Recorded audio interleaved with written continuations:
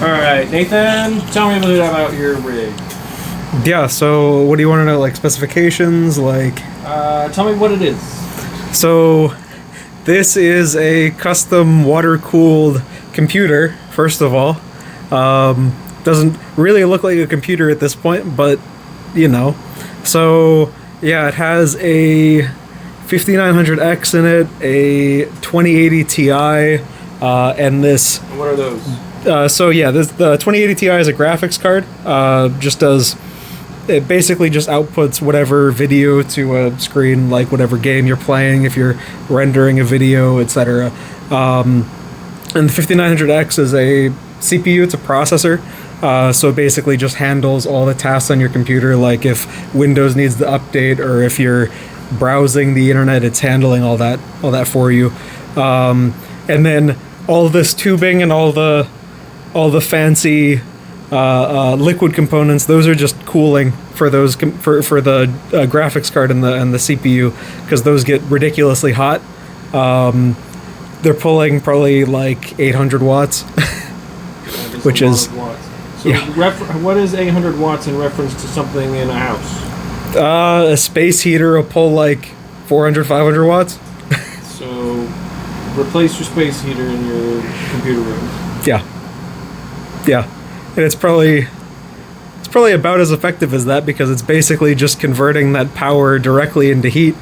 That's what the cooling system is. Okay. Tell us about the cables and the RAM and all that stuff. Yeah, I mean, it has 32 gigabytes of RAM here. The cables, these are like custom Asiahorse cable extensions. Very, very nice. And yeah, what else? Fans. Again, Asiahorse. The Asiahorse fans. These are super nice because they just plug into a nice controller and you can just control the lighting on them. Makes it super, super easy. The case here is the Montech King 95. Surprisingly easy to build in and surprisingly high quality for the price. It has like a curved glass panel here as soon as the side panel's on, which is not cheap to manufacture. So the fact that this is a budget case is very impressive. Okay, cool. And it performs admirably. Oh yes. This is performing on par with or better than a 3060 Ti, which is the next generation up. So this is a 20 series card. 30 series would be the next generation. Or about on par with a 3070 Ti laptop version, which are usually lower power because they have to fit in a laptop. And the processor is performing, I mean, it's a 5900X, it has 12 cores, it's pulling 200 watts from the wall, So what do all these numbers mean? So, yeah, these numbers here, this is the temperature of the processor itself. This is the voltage that it's running at. And then that's how many watts it's pulling. That's its utilization. It just means it's 100% utilized. And then that's its clock speed. That's how many cycles it's running per second.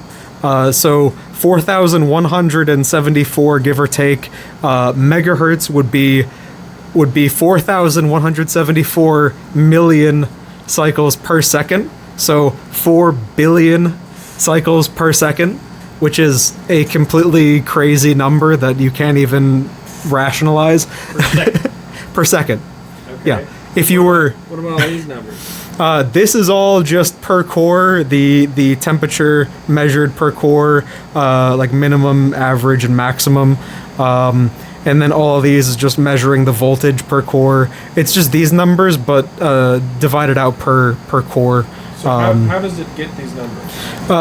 So there's a couple different ways. It can either pull it from the motherboard, or it can pull it from the processor itself. Typically, the numbers that the motherboard gives aren't super accurate, and also the numbers that the processor gives aren't also super accurate. But for this purpose, they're fine. The only time you need to worry about that is if you're doing like some crazy overclocking or just you're not using the hardware for its intended purpose. Is this overclocked? This is overclocked, yes, but also so is most hardware nowadays because it comes from the factory, able to utilize itself fully. It uses all available thermal and power headroom, which is basically just the space it has to use whatever power it's given or whatever cooling it's given to reach maximum potential. And so to do that, it basically overclocks itself. You can push it even more if you have more cooling or more power to give it. Typically you don't have to, but because I can, I did. Okay, cool. So what do you do to make sure that this thing doesn't burn your house down? So, first of all, this thing is grounded, so it shouldn't cause any sparks or any open sparks at least. And also, it's very adequately cooled. None of these components should get to an ignition temperature unless something is very, very wrong. Because of the way that most hardware is manufactured nowadays, it'll shut down before it ever gets anywhere close to that point. So that shouldn't be a concern. If all goes well, unless you decide to drive a nail through it or something. Let's not do that. Okay, very cool. Typically. And how long did this take you to build? And how long do you think it would have taken you to build that you hadn't built a bunch before? It took me a couple days. It's because I was working on other builds at the same time, and I was optimizing other things. But it takes a couple days. So, I don't know, 13 hours, give or take. And if I hadn't built any before, I mean, this would have taken a week or two. Yeah. Easily. Of like hours a day? Yeah. Yeah, because you have to... The amount of knowledge you have to know beforehand to even start. Very cool. Yeah. Well, thank you for sharing about your build. You got a name for it yet? Not yet. For now, it's serial number 2. Serial number 2. Awesome. All right. Well, appreciate it, man. Thanks for explaining.